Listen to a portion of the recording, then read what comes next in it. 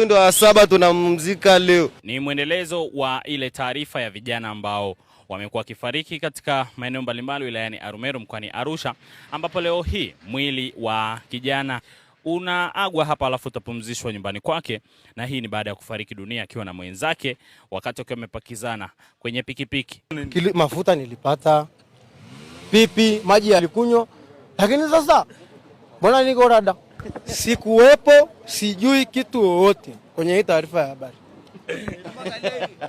Ikumbuke kwamba siku kadhaa zilizopita ziliripotiwa taarifa za viongozi wa mila pamoja na serikali katika maeneo haya kuhusiana na vifo hivyo, huku wengi wakivihusisha na matukio yaliyotokea Oktoba 29 mwaka 2025 ya kuvamiwa katika sehemu moja ya kufanya biashara, ambapo katika eneo hilo ulifanyika wizi wa vitu mbalimbali, ambapo mhusika wa eneo hilo alitoa tangazo na kuwataka watu wote ambao walichukua vitu kuvirudisha au kulipa kwa namba ambayo ilitolewa, huku akisema kwamba kwa yeyote atakayeshindwa kufanya hivyo ataendelea kumwomba Mungu na yeye atajibu kuhusiana na swala hilo.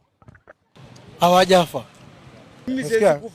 Kuna mtu ambaye nikisikia amekufa mmoja, sawa, nitajilala hapo chini niseme panoni wanisamee, lakini sio eti bado hamna hata mtu mmoja aliyekufa kwamba amekufa kwa ajili hapa. Kuna mtu aliyekufa.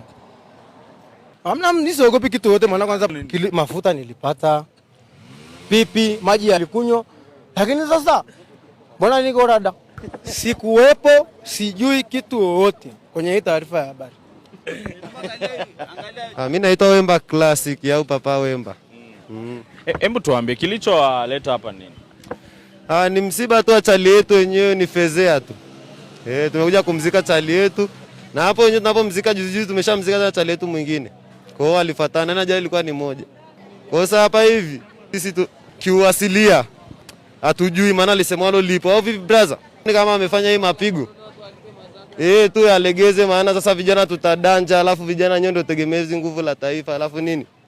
Tunaumia moyo mbaya brother. Brother, unakuta kuna mwingine alishapiga magepu wake, ashakula hela, mtu ampigia hela bagepu la milioni 2, ana uwezo kulipa milioni 2 brother. Atatoa wapi hiyo milioni 2? Lakini kama kuna wale ambao wana vile vitu wameficha ndani, kuna wale ambazo wanaweza kulipa, mimi cha kuwashauri tu walipe, maana sasa hapa tutaisha kinyama. Hivyo tu yenyewe, yani ni kweli. Huwezi fanya kitu maana hiki tayari imeshatokea brother. Cha kufanya tu ni kwamba huyu tajiri yeye alegeze, kama ni watu kulipa watalipa, kwa sababu waone kama vijana wanavyopotea, kwa sababu pale walikuwa wamama, walikuwa watoto, walikuwa kwa vijana mbalimbali pale.